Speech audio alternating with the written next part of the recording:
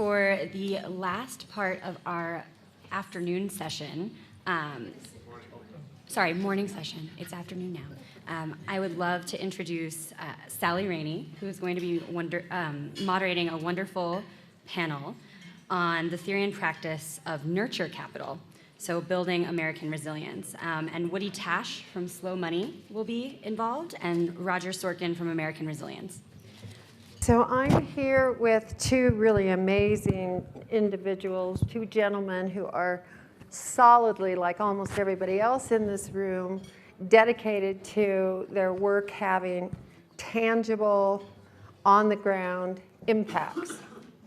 So Woody Tash started Slow Money that turned into the Slow Money Institute that has evolved, and he's written 2 books. His latest one is about nurture capital. And the first time I met Woody, and I heard somebody said, well, there's this guy, Woody Tash, and he does this thing called Slow Money. I said, Slow Money? What is Slow Money? So I talked to him, and he said, well, look what fast money has gotten us. And that's all he had to say. I got it. I got it. I did actually say a little more than that. Yeah, I know, but that's what I remembered.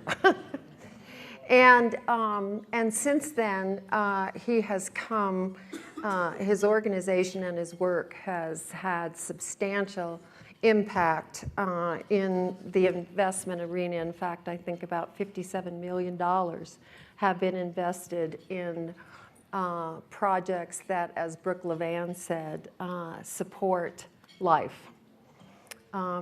And Roger is part of the American Resilience Project, which the question they always ask themselves is, can a film solve America's problems?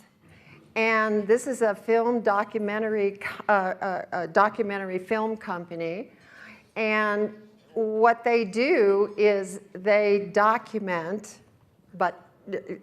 various issues, but before they go into the filming, if I'm correct, they really want to know what is the impact that they want to have at the end of the day when this film goes out into the public. So they're always looking at policy, they're looking at local communities, whatever the issue might be, they want the answer and they want the impact before they do the film. Exactly. And that's a bit of a reverse from a lot of film companies, how they go about it. It's the impact. Oh, this will have an impact once it's done. So I'm going to let Woody go ahead. So we've got movies, we've got art here. This is poetry. Art. And a writer. This is a filmmaker. Art. And bringing in that kind of creativity is the bridge here between these two, besides they're really having an impact on the ground. So Woody, go ahead. Thanks, Sally. So yeah, and just to follow on that last comment, the idea of narrative and culture came up yesterday. So I would see Roger and I were gabbing a little bit before. We didn't know each other, but he's using film to try to change narrative in certain industrial sectors. I'm using poetry and writing to change the narrative with individuals. So just to close the loop on the Slow Money thing, we're actually up $65 million now in 728 small local organic food enterprises around the country. That's in about a dozen communities over 8 years. So if you do that, no, that's, well, thank you, but it's small. The median investment is about $100,000. I mean, if you do the math, you won't be surprised at that. So it's kind of in the no man's land between microfinance and angel investing. There are some angel investments. There are some microloans. We don't tell anyone what to do. It's completely decentralized, grassroots, volunteer-led. And go to slowmoney.org if you want to know more about that. I was listening to Kate McBride, like many of us were before, and she said she was a Luddite. So I figured, okay, someone said the Luddite word. I'm going to just offer a new definition of Luddite that occurred to me while she was speaking. A Luddite is someone who prioritizes diversity over efficiency. Mm-hmm. Very good. So it kind of takes it away from being for or against technology or for or against any one mechanical thing. So, okay, I'm glad you like that. All right. So I thought I wasn't going to do this, but I thought in the interest of fun, since it's that part of the day where everything's flagging a little bit and lunch and different things, I'm going to actually read a couple of paragraphs from my book because it'll get me out of being another talking ahead, and hopefully you'll enjoy it. And I did talking about narrative and story and whatever. I was at a book festival last week, and the guy interviewing me said, "Do you think we need a new myth?" So that's even a bigger question than narrative and story and whatever, and I was kind of taken aback. Now, I shouldn't have been surprised that he asked me that, because this book starts with 20 pages of mythic poetry called Poetically Incorrect. And hopefully you can tell from that title that it is meant to be fun as well as serious. And I did realize after I wrote the book that it has a style, and the style is lively serious, as opposed to deadly serious. And so it's very much in keeping with, Brooke and I are friends, you won't be surprised to hear that. So it's very much about the life in the soil, the life of the mind, and a sentence that does not appear in this book that I realized after I wrote it is the following. Let's see if I can remember it. Imagination is to the mind what fertility is to the soil. Now, I don't know if that's actually true or not, but it's kind of a fun thought. That's my definition that's my version of fun anyway, all right. And then to prove that the book is lively serious, I'm going to now recite a very tiny poem that is the opening thing you see when you open the book. And it says, "If it's true that we are what we eat, may it also be true that we are not what we tweet." So the book is very much about culture, and you can see from that, I see the local food movement as being very important because it's reconnecting us to the soil and to the life in the soil and all of those things. And B, because it's reconnecting us to one another in the places where we live, and democracy and community and all these things. So it's way more important than just the food or just the microbes in the soil, although those things are vital. It's about culture and civilization and whatnot. Okay, so that's enough of that. I'm going to read from the beginning of a chapter called Return. And from what I just said, you probably will know, because the book has poetry and whatever, this is not just about financial return, as you are about to hear. So return. Salmon return. Boomerangs return. Hindus return. When things work out, investments return. Letters with insufficient postage return. So do infections, mosquitoes, prodigal sons, wandering eyes, sideways glances, the hands of a clock, circular reasons, not quite infinite seasons, pendulums, memories, criminals to the scenes of their crimes, and stories to where they left off. Prior to the advent of colony collapse disorder, bees returned. Heroes, real and mythic, return. Odysseus, Columbus, General Douglas MacArthur. Too many winks, verdicts, and tennis serves have been returned over the course of human history to be counted. The same goes for sweaters after Christmas. If no one laughed after that one, I was going to get seriously worried. And you were smiling internally, I know. And as long as there have been neighbors, economists, democratic entanglements, and governments, there have been many happy returns, diminishing returns, election returns, and tax returns. Through it all, however, through all these physical, spiritual, emotional, postal, historical, mythical, electoral, recreational, and commercial goings and comings, there is one thing in our infinite industrial wisdom and pioneering spirit that we have not returned: carbon. Mm-hmm. Who was that? We have to go out and have a drink later, Jen. So anyway, I just wanted to give you a feel. So this book is kind of a reflection. I've had the privilege and challenge of traveling around the country a lot for the last 10 years, talking about slow money, which was sparked by my first book, which is also out there. It just started a conversation about food, money, soil, community, kind of a radically, in the root sense of that word, not political sense, a radically different way of thinking about money, about what it would mean to bring money back down to earth, to invest more locally, all the way down, the most local thing, to the soil. And that process of going around the country talking not only sparked capital flows, but made me believe that there are millions of people out there who already believe in some kind of a new narrative. If we want to go back there, it just isn't quite in focus yet. And I do have a line in the book. This is good. It's my chance to say Wendell Berry. It's just important to say that whenever I can. So there's a line in the book that says, "Wendell Berry lovers, what in the world are we going to invest in?" And because of you, how many people here do not know who Wendell Berry is? Fantastic. Almost nobody. I don't know if so. You know, if you don't know, Google him. 50 books, patron saint of everything to do with small agrarian farming. Beautiful poet, philosopher. So you know, there are millions of people who believe that is the truth, if you will. That is the beauty. Don't believe the change is going to come from the top down, that it has to come from the bottom up, it has to come from individuals. And also that small, diversified, decentralized, and that's come up a whole bunch, and obviously all the microgrids, and there, you know, these ideas play out across sectors, right? But that decentralization and diversity have to become the priority going forward for resilience and prudence and all kinds of other things. So anyway, that's just wanted to give you a feel. I think I'll leave it at that. So. Okay, Roger, can you go back? from the bottom up, from the roots, From literally. the roots, yep. Yeah. Okay, Roger, tell us about the American Resilience Project and some of the films that you've done and the impact they've had and where you're going now. Happy to do it. So thanks for having me. The American Resilience Project is a new nonprofit that makes films with the intention of influencing policy and behavioral change. And so I want to first give a shout out to Maggie Fox, because when she spoke yesterday about narratives, it was music to my ears, so thank you, Maggie. But I have a little caveat to that, which is that if you're really going to use narrative to influence policy and influence behavioral change, you have to sort of hide your wonkiness, but you have to get wonky.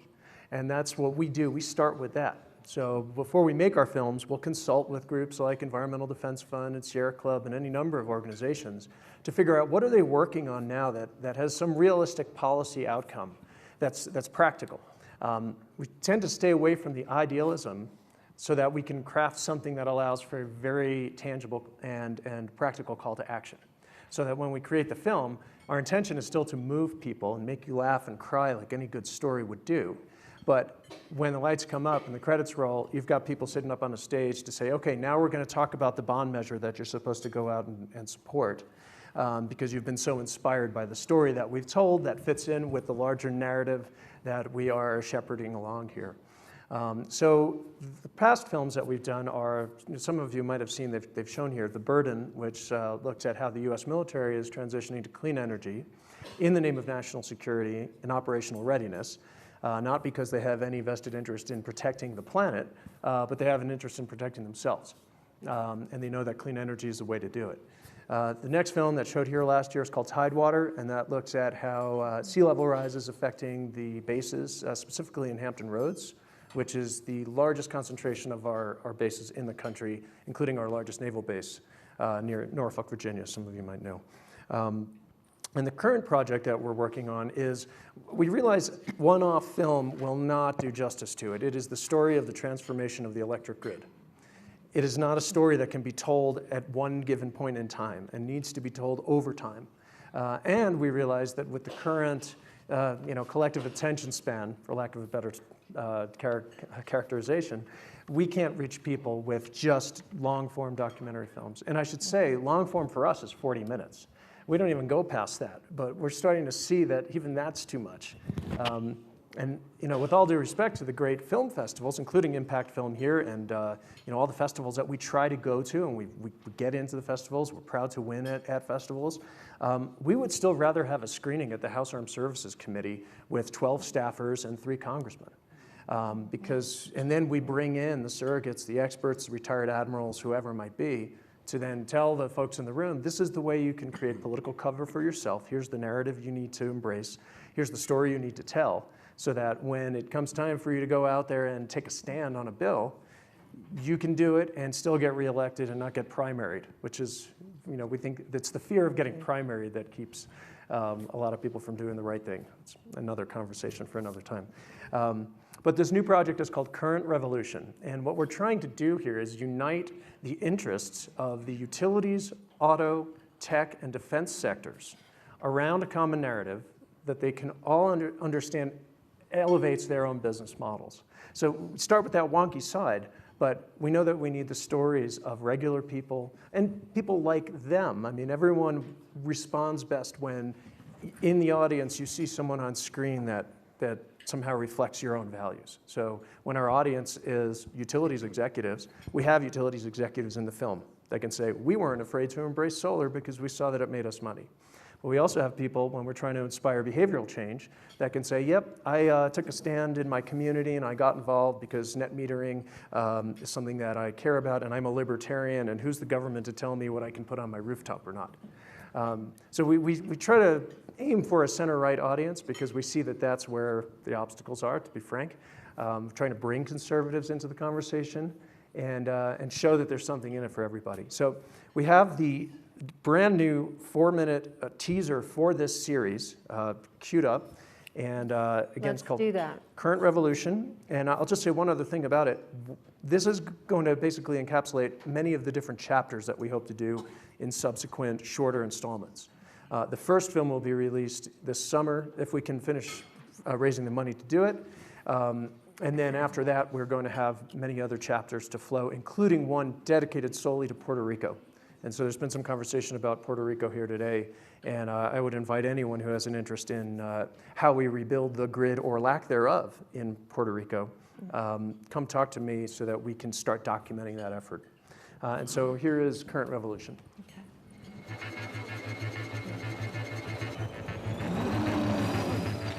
For those people in the fossil fuel industry, it is a simple truth that your business is going to go away.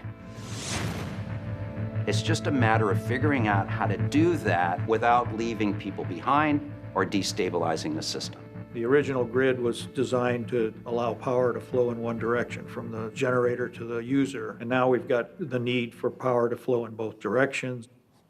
The future of the grid will be more houses that are providing their own energy, that also have electric vehicles plugged into the garage. Well, that takes the utility completely out of the loop. So either you transform and adapt or get out of the way.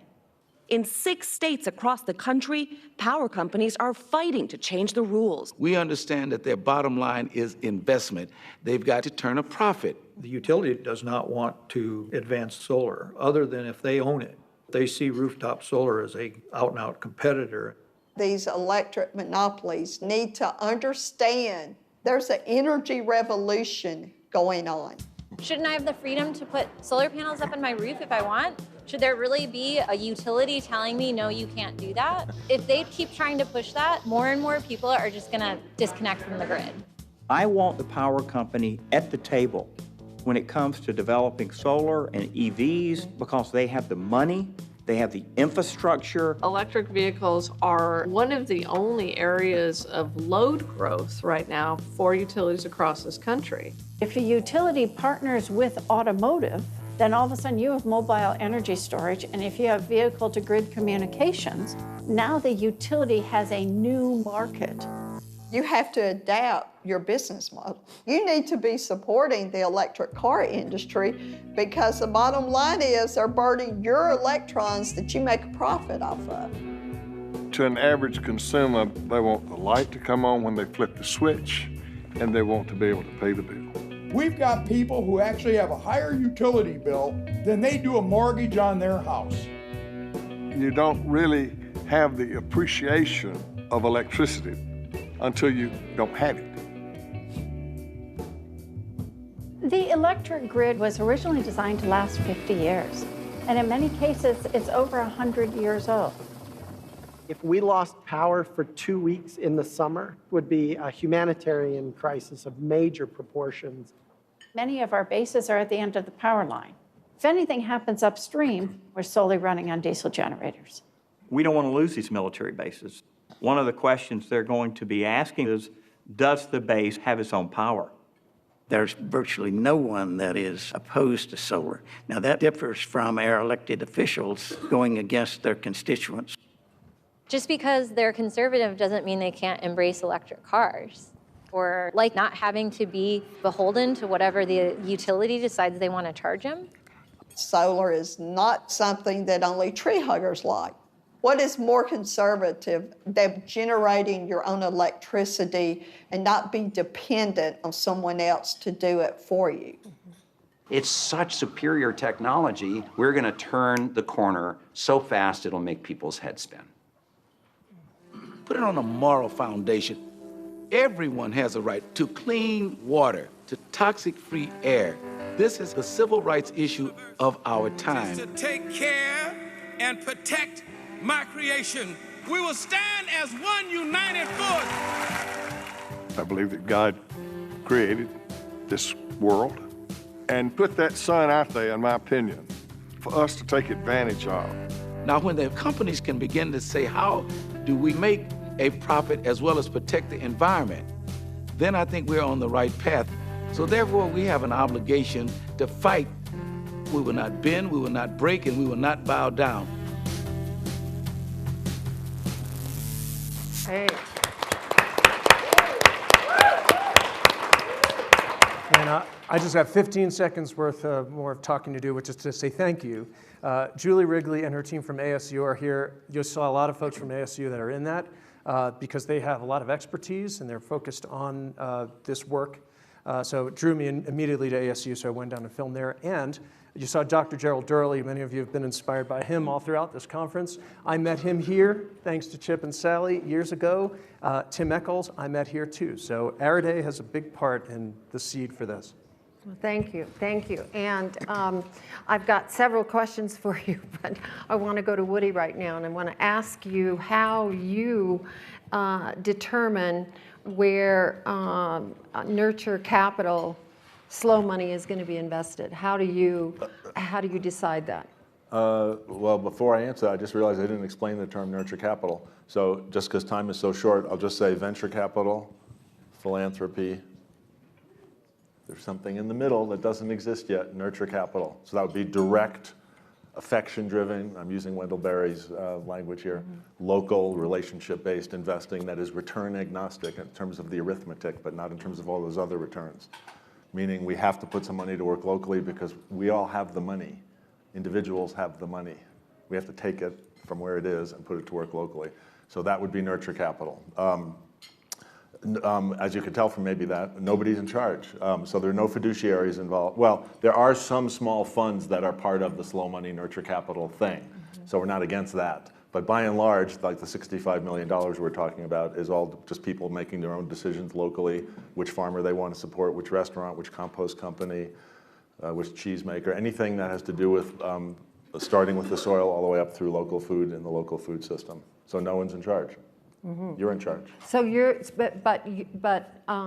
institute actually is inspiring people, educating people, providing a vehicle to see what's out there. We're trying to tell the story. We're collecting data.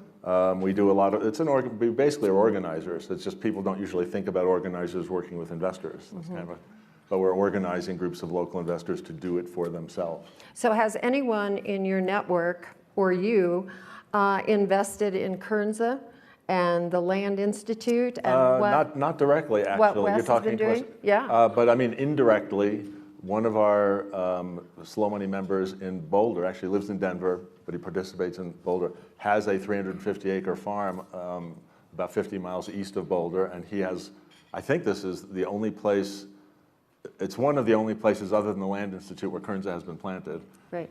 I think it's the only one, I'm sure it's the only one in Colorado. They planted a few acres of Kernza as an experiment. So quickly, Kernza is a native grass that Wes Jackson of the Land Institute in Kansas has been working on for quite a while. And it actually has more protein than quinoa, and it has a root structure that is 20 feet deep. And so someone in the last panel was talking about, I can't remember who it was, about regenerative agriculture and how you really keep water intact, how you keep no-till. This is a no-till as well. I've actually had cookies from the flower of Kernza, and it's fabulous. Hey, but it's not commercial Quick fact yet. to just add also a thread that came up before on the water thing. I almost wanted to shout it out. So here, I'll do it as a quiz. For every 1% more organic matter in an acre of soil, how much more water does it hold? So for each 1% more organic matter, anybody want to take a wild guess? I know it's kind of out of the blue, the units. Since no one's guessing, I was like 21,000 gallons. So that was the answer to the woman who asked about arid lands. If you increase carbon in the soil, you increase the water holding capacity. There's a whole much more to say on that. But. Yeah. So how do you decide when you're looking at all these organizations and what kind of policy they want to drive? How do you decide to invest, which is a lot of money, in a film, particularly this one that's got 5 or 6 different chapters to it? How do you decide which one of those you're going to really go forward with? A lot of it has to do with the legislative cycle, the policy calendar. So, for example, you saw a couple of Georgia Public Service Commissioners in this particular film. There's an election in Georgia. The Public Service Commission is having an election. There are 2 seats that are in play right now. If one of those seats can be won by the right person, then there are 3 people out of the 5 on that panel that can then start moving utility policy in the right direction in Georgia. They are going in the right direction in many ways. But there's definitely some momentum that needs to speed up. So, we'll talk with the folks in have the title legislative director for any given organization. So they've told me, keep your eye on Georgia, keep your eye on Arizona.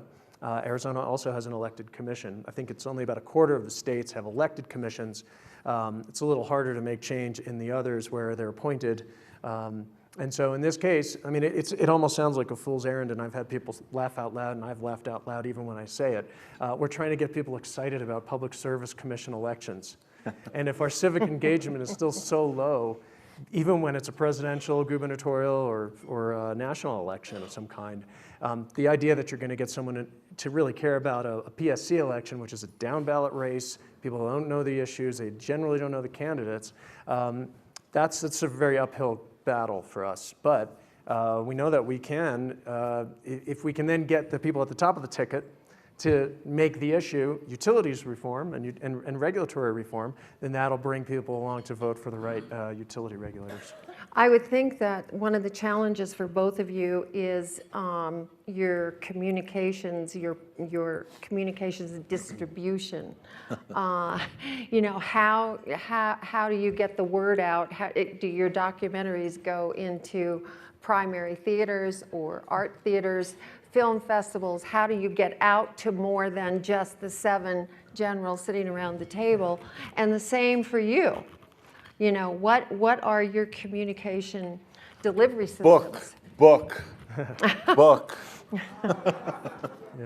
Yeah. I mean, with us, it's complicated because we think of ourselves as creating arrows, and we have a lot of really good archers that know how to hit the target. So we've licensed our films to Citizens Climate Lobby. They have a Southeast Veterans Campaign that they've been using the Burden and Tidewater to get people to care about clean energy. So they know how to convene the right folks. They'll go to a local chamber of commerce, or they'll go to a VFW hall. And I love the festivals, but they're kind of an afterthought for me. I mean, I want to go where the rubber meets the road, meet the audiences where they are that need to be met. And then, I'm happy to win an award at a film festival any day.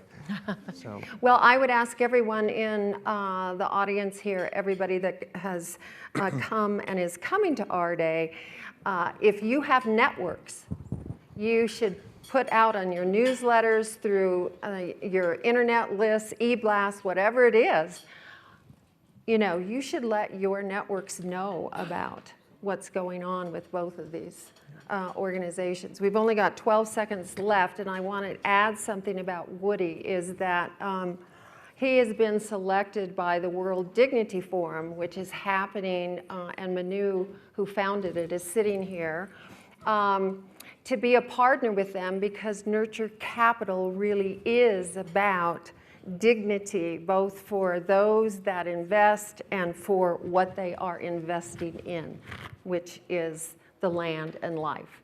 So I just wanted to add that because that's a big piece of what we've been talking about here. That's part of the paradigm flip in our relationship to life. So please thank these 2 gentlemen. Thank you. Thank you.